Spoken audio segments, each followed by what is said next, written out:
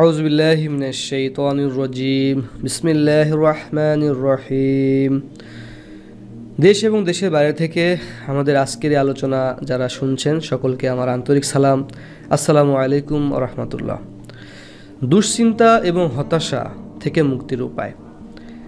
আমরা এই পৃথিবীতে দুশ্চিন্তাগ্রস্ত না এমন একটি মানুষ খুঁজে পাওয়া যাবে না। এটি পৃথিবীতে সকলেই অল্প বা কম বেশি সকলেই এটি দুশ্চিন্তার মধ্যে রয়েছে। তো আজকে আপনাদেরকে জানিয়ে দেব কোরআন এবং হাদিসের আলোকে দুশ্চিন্তা থেকে বাঁচার উপায় কি। আপনি আমার সঙ্গে একমত হবেন যে দুশ্চিন্তা এবং হতাশা থেকে মুক্তির অন্যতম উপায় হলো ইতিবাচক চিন্তা ও কল্যাণমূলক পরিকল্পনা করা। কারণ হচ্ছে আমরা অনেক সময় দেখবেন যে আমরা সবসময় দেখবেন যে ইতিবাচক চিন্তাভাবনা করতে পারি না, যেটি আসলে আমাদের একটি বিশাল একটি ভুল।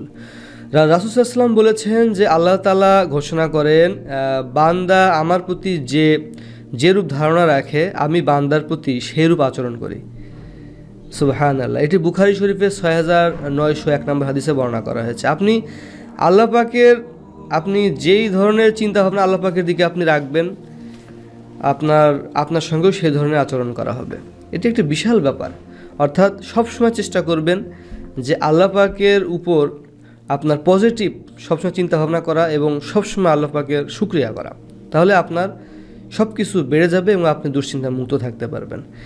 এরপর কষ্টের পর স্বাচ্ছন্দ্য আসে, এটি আমরা সকলে জানি। কঠিন অবস্থার পর সচ্ছলতা আসে, পবিত্র কোরআনে রয়েছে। অবশ্যই স্বাচ্ছন্দ্য আসে কষ্টের পর। এটি সূরা ইনশিরা আয়াত নম্বর ৫ এবং ৬ আল্লাহ পাক বলেন। তো আল্লাহ পাক আরও বলেন যে তোমরা ধৈর্য এবং সালাতের মাধ্যমে আল্লাহর সাহায্য চাও, নিশ্চয়ই আল্লাহ ধৈর্যশীলদের সঙ্গে আছেন। এটি সূরা বাকারার আয়াত নম্বর ১৫৩ নম্বর হাদিসে বর্ণনা করা হয়েছে।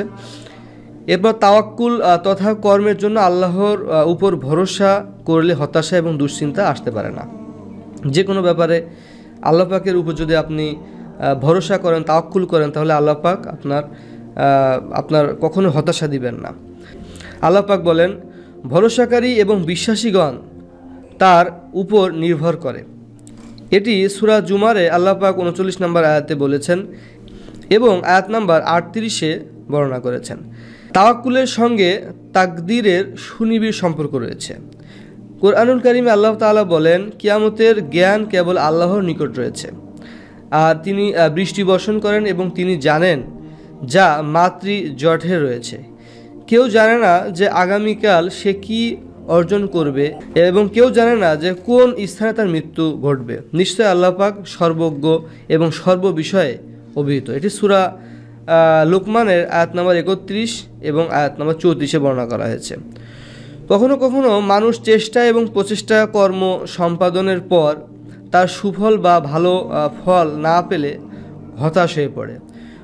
সে দুশ্চিন্তা করে, সে অনেক চিন্তা ভাবনার ভিতরে নিমজ্জিত হয়ে যায়। তাওয়াক্কুল মানুষকে হতাশামুক্ত এবং সম্ভাবনাময় জীবন দান করে। যদি আপনি আল্লাহ পাকের উপর যদি আপনি ভরসা করেন, তাহলে আপনার মানে দুশ্চিন্তা মুক্ত আপনি জীবন করতে পারবেন। আর এটি হচ্ছে উৎসাহ এবং উদ্দীপনা এবং সৎ সাহস নিয়ে সত্য সঠিক ন্যায়ের পথে যথাযথ পদক্ষেপ নিতে সাহায্য করে। আপনি তাওয়াক্কুল করেন, তাহলে আপনার এই জিনিসটা আপনি অর্জন করবেন, যেটা আপনি সবসময় খুব ফ্রেশ মন মানসিকতা নিয়ে থাকতে পারবেন। এরপরে ইস্তেগফার করলে বিপদ আপদ দূর হয়।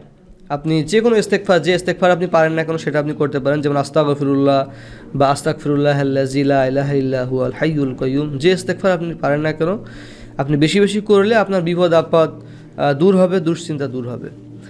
আর এ সম্পর্কে আপনার হাদিস শরীফে আছে যে আল্লাহ পাক বলেন যে অতঃপর আমি বলেছি তোমরা তোমাদের রবের কাছে ক্ষমা চাও, তিনি তো ক্ষমাশীল, ফলে তিনি তোমাদের জন্য প্রচুর বৃষ্টিপাত করবেন, তোমাদের সমৃদ্ধ করবেন এবং ধন সম্পদ সন্তান সন্ততি দান করবেন। এটি সূরা নূহের ৭১ নম্বর আয়াতে বর্ণনা করা হয়েছে।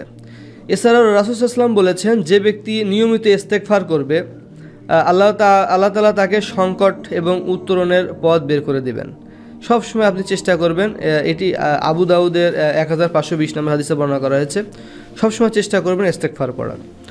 আর এরপরে হচ্ছে সেটি হচ্ছে দুরূদ শরীফ পাঠ করা। যদি আপনি দুরূদ শরীফ পড়েন বেশি বেশি, সেটি সাল্লাল্লাহু আলাইহি ওয়াসাল্লাম হতে পারে বা আল্লাহুম্মা সাল্লি আলা মুহাম্মাদি ওয়া আলা আলি মুহাম্মাদ, যেটি আমরা নামাজের মধ্যে পড়ি সেটিও আপনি পড়তে পারেন।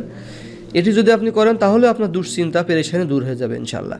এ সম্পর্কে হযরত উবাই ইবনে কাব রাদিয়াল্লাহু তাআলা আনহু বলেন, তিনি বলেন যে আমি বললাম, হে আল্লাহর রাসূল, আমি আপনার উপর অধিক হারে দুরূদ পাঠ করি, তো আমার সবটুকু সময় আপনার উপর দুরূদ পাঠে ব্যয় করব?